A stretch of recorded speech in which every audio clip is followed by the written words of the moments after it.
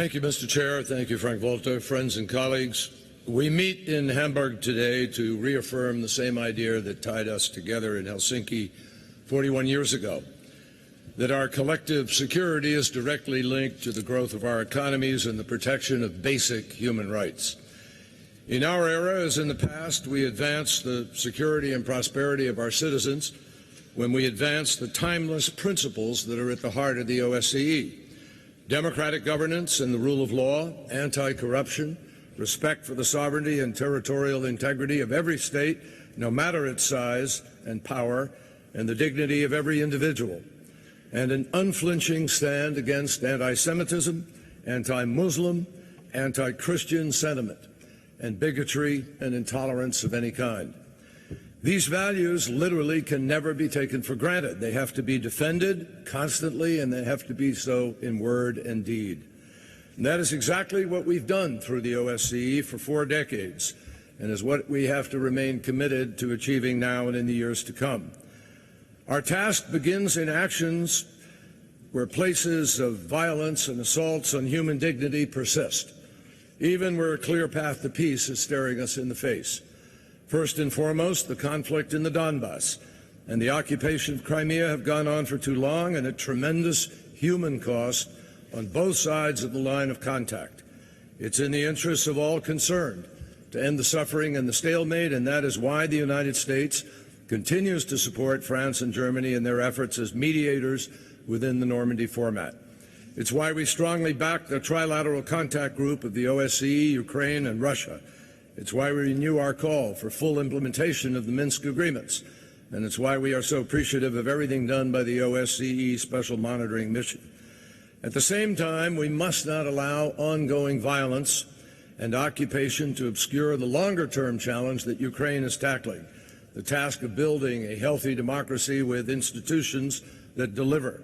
And the fight against corruption and for reform is what the people of Ukraine rightly recognize as the decisive battlefield. That's what they signed up for, and their determination to live in a democratic society governed by the rule of law demands our support. The crisis in and around Ukraine is not the only one we face, obviously. Protracted conflicts between Armenia and Azerbaijan, in Moldova and Georgia, still fester and undermine European security.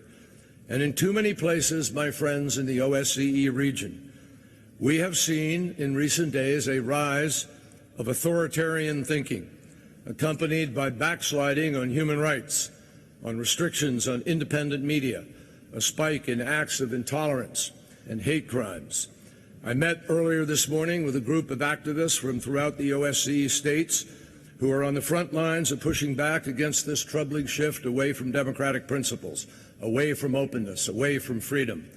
And we all see what's happening: growing corruption in too many countries, the increasing authoritarianism, moves by certain leaders to change constitutions in an effort to consolidate power, false news being spread through new platforms of the media, torture being actually advocated in certain quarters.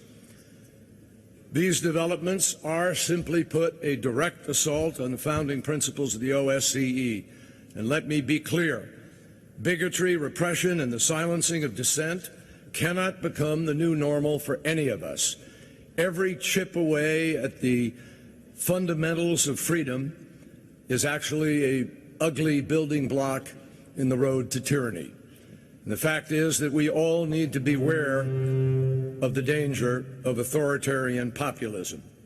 A free press, religious liberty, political openness, transparency and governance, a flourishing civil society, these are the signs of a confident and thriving nation. And when people and institutions are denied these rights, the OSCE has an obligation to speak out. That means following Germany's lead in enhancing this organization's ability to monitor and report on potential crises. Clearly, there is an enormous amount on our agenda that remains. But it's important to recognize that in a time of uncertainty, some things just don't change. Namely, our values, our belief in freedom and democracy, our respect for universal human dignity.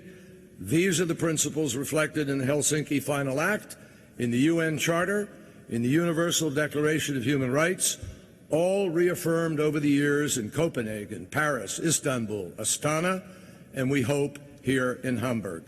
And they are at the heart of democratic, successful societies, and they remain the best recipe for building the OSCE region that we seek, where we deliver peace and prosperity and security and liberty to our people. Thank you, Mr. Chair.